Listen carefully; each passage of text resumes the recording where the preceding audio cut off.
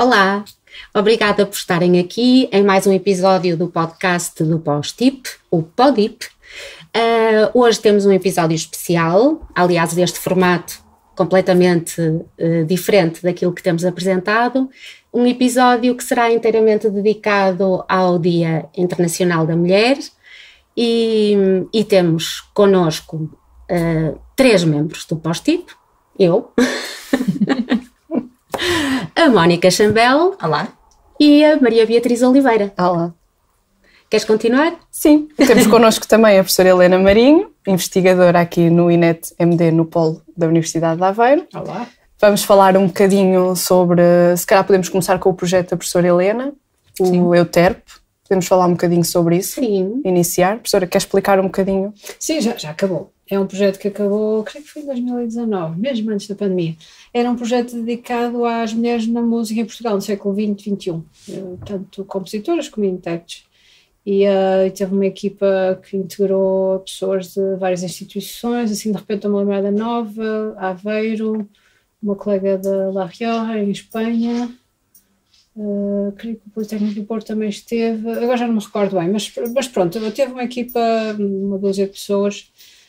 Teve também bolseiros, investigadores e dedicou-se de facto a tarefas que englobaram recolha de repertórios, investigação sobre biografias e sobre mulheres que se distinguiram na área da música e também uma componente bastante importante a nível performativo, inclusive o meu projeto. Sim, com o projeto de mestrado da Mónica que esteve ligado ao Euterpe, que foi sobre a Constança Capdeville, não é? Fizemos recriação de obras da Constança Capdeville que já não eram apresentadas desde a estreia. Sim, desde os anos 80. É. E portanto resultaram também muitas edições de partituras e aumentou, creio que contribuiu bastante para aumentar a visibilidade de algumas mulheres que estavam muito esquecidas e continua, não é? Porque tem uma base de dados bastante interessante que está disponível e que podemos consultar no website e que eu, inclusivamente para o meu trabalho, consultei bastante. Sim. E aliás, tu começaste a pensar no teu trabalho doutoramento agora, começou nessa altura também. Nessa altura, sim. Sim. Portanto, eu penso que lançou assim algumas pistas importantes, não esgotou o tema, longe disso, não é? Claro. Mas lançou eu também pistas usei, foi uma fonte incrível também para a minha pesquisa, sobre, no meu caso mais direcionada à guitarra, sim, mas também utilizei muitas coisas, aliás até da tua tese, da tua dissertação. Pois, mas eu acho que é um assunto que nunca se esgotará neste caso, porque há sempre perspectivas interessantes a ver neste contexto. Agora, não sei, mas creio que vocês até podem, mais do que eu, que não é que tenha desligado esse tipo de pesquisa, mas não tenho trabalhado tanto nessa área ultimamente, mas até acho que vocês poderão falar melhor sobre que impulso é que isso deu e como é que isso se reflete nas vossas pesquisas, talvez mais na da Beatriz e da Ana, não é? Porque o enfoque da Mónica não é propriamente o enfoque do feminino, digamos. Não, a minha é mais para a parte da recriação de obras, mas que acaba por tocar um bocadinho, de ser um tema adjacente, dado que são obras de uma compositora, não é? Na altura eu cheguei a participar também um bocadinho, lá está como o professor estava a dizer, no Euterpe, que foi uma ajuda muito grande, porque consegui também alguns meios, e também o facto de estar em contacto com outros investigadores permitiu muito a partilha de informação. A Constança foi uma compositora que ficou um bocadinho esquecida após o falecimento dela em 92 e como a professora estava a dizer... Esquecida talvez não, mas a obra dela sim, eu diria, não é? Sim. E se calhar porque ela continua a ser falada e ainda está muito na memória de quem trabalhou com ela. Sim, mas talvez como a perda dela se calhar foi uma coisa tão dura para muita gente, sim, acho que ficou assim um bocadinho na retaguarda. Em termos de apresentação exatamente, da obra, sim. Por exemplo, compositores como a Clotilde Rosa sempre foram muito mais tocadas do que a Constância. Elas eram contemporâneas, eram amigas uma da outra, inclusivamente. Conhecidas, vá. E foi uma base muito grande a questão do Euterpe e lá está. Permitindo a redundância, permitiu-me entrar em contacto com muitas pessoas e ajudou-me lá está no meu projeto. No meu caso, eu creio que o trabalho que foi realizado no projeto Euterpe serve quase de embasamento teórico para a maior parte do trabalho, pelo menos a listagem de nomes de mulheres compositoras que se conseguiu reunir na época do projeto, e que depois me fez pensar em procurar materiais sobre essas mulheres, dessas mulheres também, e acho que é um projeto que não se esgota no tempo, não é? Vai continuar a estar... Sim, inclusivamente no meu, eu reuni um catálogo com as obras para guitarra escritas por mulheres em Portugal, e eu tinha obras escritas, portanto, um mês antes da apresentação da defesa da dissertação. São coisas mesmo muito frescas, portanto, há muitas compositoras, inclusivamente, que foram minhas colegas durante a licenciatura, que estão a escrever, que estão a produzir. Eu acho que o principal problema que nós vemos agora é, elas, quer dizer, foi aquilo que elas partilharam comigo, que é escrevem, mas fica na gaveta. Depois não há quem queira tocar, não há quem queira fazer concertos com essa música. Há muito aquele medo por parte dos intérpretes de fazer um concerto unicamente com música assim tão nova, porque as pessoas, a verdade é que não estão habituadas, né? As pessoas compram muito mais rapidamente um bilhete para ir ouvir uma sinfonia de Beethoven do que para ir ouvir um concerto com Clotilde Rosa, com Constance. Que não seja português. Exatamente, não é? Portanto, também acho que há ainda um bocadinho essa lacuna mais na parte de quem ouve também. E de quem toca. Atenção, e de quem programa também. Sim, acho de que quem acaba programa e de tudo. quem toca. Porque muitas vezes as pessoas nem sabem aquilo que existe. Aliás, eu a propósito disso, eu até lembrei, ainda antes de avançar para o projeto, eu nem sei se foi na mesma altura, eu lembro que eu implementei, tive a autorização do Conselho Pedagógico aqui da UA, e eu na altura dava uma disciplina que se chama Música na História e na Cultura, e tive autorização para separar desse grupo já eram 60 alunos talvez, uma turma, que era uma turma talvez 10, 12 pessoas, e essa turma trabalhou especificamente sobre um projeto de musicologia aplicada, ou seja, tinha que haver performance incluída nisso. E o desafio foi precisamente trabalhar a repertório de mulheres compositoras, e eu lembro-me do desconhecimento quase total que os estudantes eram músicos, não é? Estamos a falar de pessoas que já teriam o seu percurso de conservatório de 8 anos ou até mais, esta música, e o desconhecimento que havia realmente dessas compositoras. Eu, aliás, até faria uma coisa que é muito irregular num podcast, e chamaria aqui uma pessoa que está ali sentada, sim, não interessa, porque eu acho que estes momentos até têm a sua piada, e pode passar ao colega que está ali ao lado, e eu chamaria aqui um colega que está ali, que às vezes diz que se sente um bocadinho excluído, mas eu acho que não, porque o Gustavo esteve envolvido nisso, e confesso, vocês não sabiam nada sobre as compositoras, para não? É verdade, sabíamos muito pouco, acho que foi assim o sentimento geral. Eu diria que houve assim um trabalho, em primeiro lugar, de conhecer a história destas mulheres compositoras. E uma coisa que nos surpreendeu muito foi num primeiro trabalho que fizemos, que foi ir à Enciclopédia da Música em Portugal no século XX, à procura de nomes de mulheres compositoras e intérpretes, foi perceber que de facto este número no total de entradas que existiam nos vários volumes era muitíssimo reduzido, e muitas delas... 8. Exatamente. E muitas delas... Compositoras. E muitas delas quase que eram reduzidas àquela nota de rodapé, e pouco sabíamos sobre a sua história, sobre a sua atividade. Isto também nos deve levar a refletir, não é?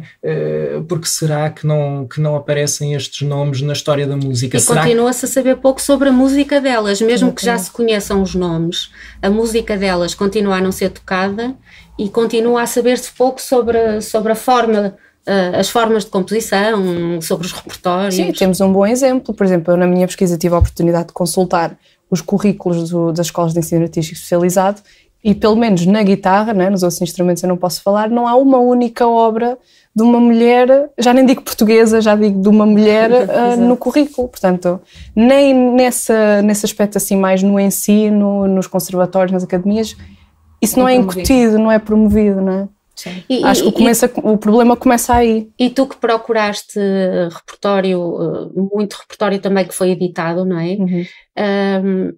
Tu se calhar apercebeste que a maioria das mulheres que editaram repertório, por exemplo, na primeira metade do século XX, são edições de autor, mas é uma época em que as editoras musicais de facto editavam os compositores, Exatamente. não é?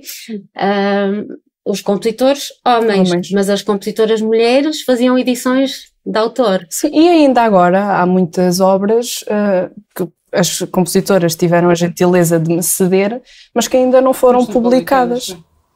Aliás, a grande maioria. O Gustavo já foi.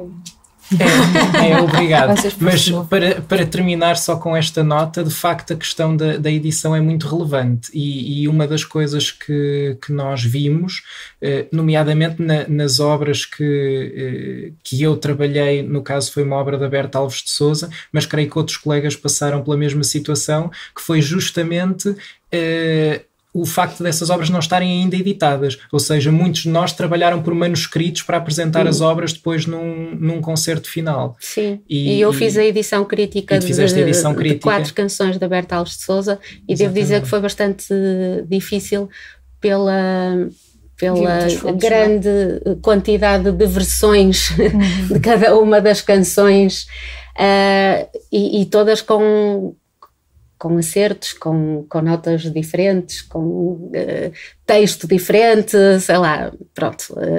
Claro que é sempre escolhida uma, mas deu bastante trabalho por causa disso. Porque também, como não eram editadas, a única solução seria passar e, olha, pega para tocares, não é? Olha, tu queres minha amiga, faz-me lá o favor. Exatamente. Porque é um bocado assim. Sim, é isso que está a acontecer agora, não é? Ou seja, isto não está a acontecer, continua a acontecer. Isso é que é o problema. Mas é muito interessante nós depois fazermos, sobretudo, esse caso das canções da Berta que eu já apresentei várias vezes em concerto com a Beatriz Maia.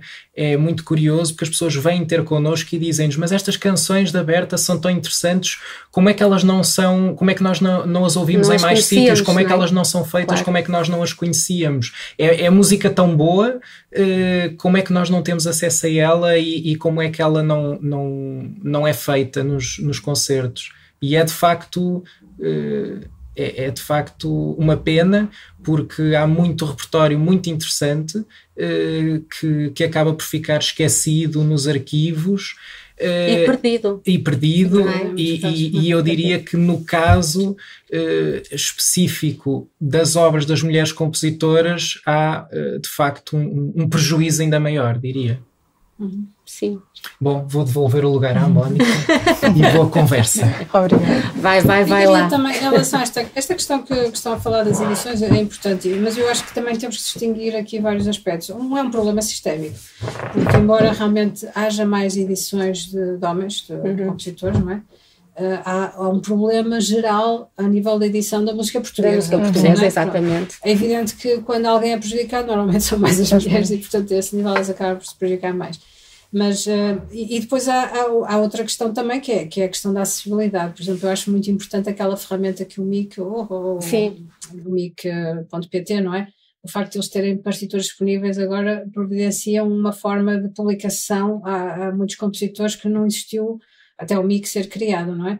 E nós encontramos aí bastantes Sim, porque hoje em dia compõem em ferramentas digitais e depois é só disponibilizar. O MIC disponibiliza e acho que tem sido uma ferramenta mesmo muito, muito importante. Sim. Mas a outra questão também tem a ver, acho eu, muito também com a questão dos modelos, porque eu acho que mesmo para uma rapariga que hoje em dia, por exemplo, falo das compositoras, uma rapariga que hoje começa a estudar não vê um número suficiente de modelos, mulheres modelos, que permitam que essa pessoa pense, ok, eu posso ser compositora também, é algo que é viável, que tem um impacto na sociedade. Que essa própria rapariga consiga ouvir no seu dia-a-dia, ou até num concerto que queira ir, que veja que é possível eu seguir esta via. Porque esta coisa tem muito a ver com os modelos e com o que vemos. Por exemplo, eu lembro-me, há uma questão que é engraçada, isto tem a ver até com a questão da interpretação. Praticamente até ao século XIX, quase finais do século XIX, era considerado indecoroso para as mulheres tocarem determinado tipo de instrumentos, porque uma flauta, por exemplo, não havia flautistas mulheres, nem pensar, era visto como algo indecoroso uma mulher tocar um instrumento solo. Portanto, enquanto não muda essa forma de pensar, também as mulheres não se dirigem ou não se interessam por esses campos de atuação, não é? E uma das coisas que eu notei em relação, por exemplo, a mulheres do século XX em Portugal, é uma teoria que eu tenho, não sei se vale ou não, mas há alguma visibilidade a nível de, pelo menos, certos círculos de sociabilidade, como a Ana tem investigado, das mulheres até o início do Estado Novo, e o Estado Novo matou isso, claro. Inclusive através do facto de ter tornado praticamente obrigatória a afiliação em sindicatos ou associações de determinados profissionais. É evidente que muitas mulheres que se dedicavam à interpretação ou à composição faziam-no porque tinham tempo ou tinham meios para o fazer, mas nunca queriam ser associadas a essa categoria profissional de ser músicos, portanto não se registavam, também não podiam atuar, não é? E esses contextos sociais são importantes. Aliás, também acho que é muito importante não só o estudo do aspecto feminino, mas também o estudo das masculinidades, porque eles complementam-se e as coisas vão de par a par, não é? E dá para perceber visto numa perspectiva, uma situação em função do oposto. Sem dúvida. Portanto, o estudo integrado hoje em dia até fará muito sentido. Agora, essa musicologia compensatória, como a Márcia Cintrano chamou, não é? No nosso caso continua a fazer muito sentido, porque as coisas realmente não mudaram muito e continua a haver aí acervos muito difíceis de investigar por dificuldades no acesso ou porque as coisas se perdem. Ou porque não se encontra mesmo. Ou porque não se encontra. E isso também nos leva... isso também nos leva a perceber que a história da música portuguesa foi escrita ou é compreendida numa determinada perspectiva e que há muita coisa que está a faltar para nós percebermos realmente como é que isso foi, como é que decorreu. Isto acaba por tocar várias partes, que é tanto na parte da investigação, porque lá está, às vezes faltam meios, às vezes falta o acesso, às vezes não há interesse, não são assim tantas as pessoas que se dedicam a investigar obras de mulheres ou instrumentistas femininas, músicas mesmo. Por outro lado, se não se descobrem coisas, também não se toca. Se não se toca, também não está disponível. Depois da parte da programação, eu acho que ainda é tudo muito relegado ao Dia da Mulher. Em março é o mês da mulher. É uma boa desculpa, não é? Toca-se, enfia-se tudo ali. Fazemos e o resto do ano Exatamente. E acaba por não ser, naquele momento está em mente, mas não é uma coisa que esteja ativamente a ser desconstruída mesmo a sério. São muito poucas as orquestras. Acaba por ser um ciclo vicioso, não é? É uma pescadinha de rabo na boca. Sim. São poucas as orquestras, se formos a ver. Arrisco-me a dizer que são poucas, muito poucas, que regularmente tocam obras de mulheres. Exatamente. Ou que até tenham solistas femininas a tocar. Eu acho que isso, principalmente assim nas cordas, já é um bocadinho mais comum, ter solistas mulheres. Não tanto, se calhar, nos metais, por exemplo. Não, nos metais ainda continua com aquela ideia que quem vai para metais é macho. Exatamente. Aliás, eu sobre essa questão da programação até posso partilhar um episódio pessoal que acho que espelha um bocadinho aquilo que nós estamos a falar. Eu neste momento estou a fazer um concerto cujo título é Guitarra no Feminino, precisamente por isso, porque eu só toco obras de compositoras portuguesas. Então, numa rede social, não é, eu publicitei esse concerto e o primeiro comentário que eu tive de uma mulher foi porquê guitarra no feminino? Nunca vi nenhum concerto cujo nome fosse guitarra no masculino. Portanto, começamos logo aí com essa... Se calhar porque todos os concertos são de guitarra no masculino. Precisamente, precisamente.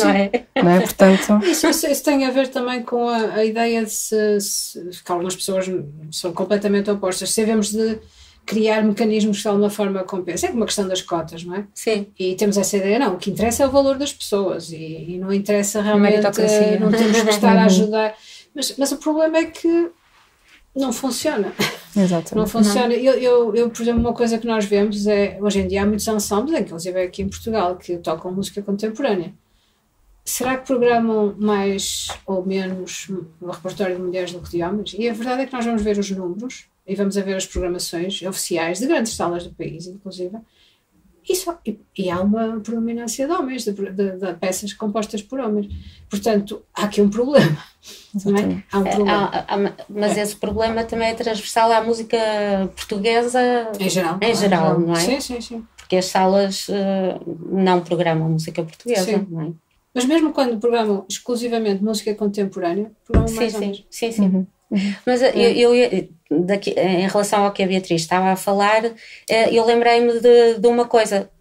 Nós somos professoras também e faz parte das nossas quase obrigações, deveres, por assim dizer, também colocar os nossos alunos, mesmo os mais pequenos, a interpretar música portuguesa e compositoras. Se todos contribuirmos desta forma... Sim, tem de começar por algum lado. Não é? Exatamente. As coisas acontecem. Eu, por exemplo, recebi recentemente uma gravação de uma aluna, que foi minha aluna, e da Beatriz Maia, e que neste momento está a estudar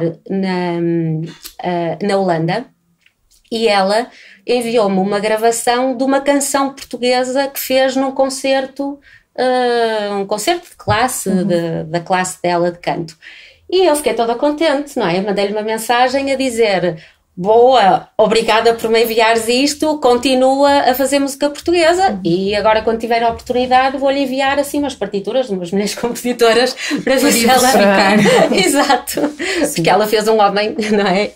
Mas vou-lhe enviar assim umas coisas, e as minhas alunas, quando eu estava a dar aulas, sempre cantavam música portuguesa, e mal comecei com a temática das mulheres, mesmo antes de iniciar o doutoramento, comecei a dar música de mulheres às minhas alunas, porque achei que era importante, não é? E acho que isso tem que ser fomentado. Se calhar porque vês a lacuna que existe, então tentas compensar de alguma forma. Sim. Mas não sei até que ponto é que isso será uma coisa recorrente. Pois, a nível de ensino. Eu acho que muitos professores ainda se guiam pelos antigos programas que eram listas de repertório. E essas listas realmente não primavam propriamente pela diversidade, não é? Não, e não expressam o repertório que existe. E até porque não são atualizadas há muito tempo. Sim, e não interessa, porque na realidade um programa deve conter as competências para as quais se está a trabalhar. É completamente irrelevante ter listas de repertório. Isso tem que ser vivo, tem que ser vivo, orgânico, não é? E cabe ao professor procurar os repertórios mais interessantes, não só para assegurar o trabalho técnico, mas também para assegurar precisamente essa diversidade nas abordagens de repertório, senão está sempre toda a gente a fazer exatamente as mesmas coisas. E é o que acontece. E nos conservatórios, nas audições, às vezes ouvimos 3 e 4 vezes a mesma coisa. E eu pergunto-me se isso é realmente bom para motivar os estudantes, seja para o que for, não é? Mas pronto. Sim, até mesmo a nível de cultura musical, nós temos de nos lembrar que não estamos só a formar guitarristas, ou cantores, ou pianistas, não é? Estás a formar músicos. Exatamente. Claro. E o músico tem que ter uma perspectiva abrangente de tudo, não é? Acho que sim. Muito bem, se calhar dávamos por encerrada a nossa conversa, embora tivéssemos muito mais temas a falar, e ainda por cima 4 mulheres a falar, não acabaria nunca, não é? Este foi um bom estereótipo. Exato. Para terminar aqui bem um bom estereótipo. O podcast Vida da Mulher termina com estereótipos. Exato, ótimo. Força, vamos assumir os nossos estereótipos. Claro, acho que sim. Pronto, obrigada a todos. Obrigada pelo convite.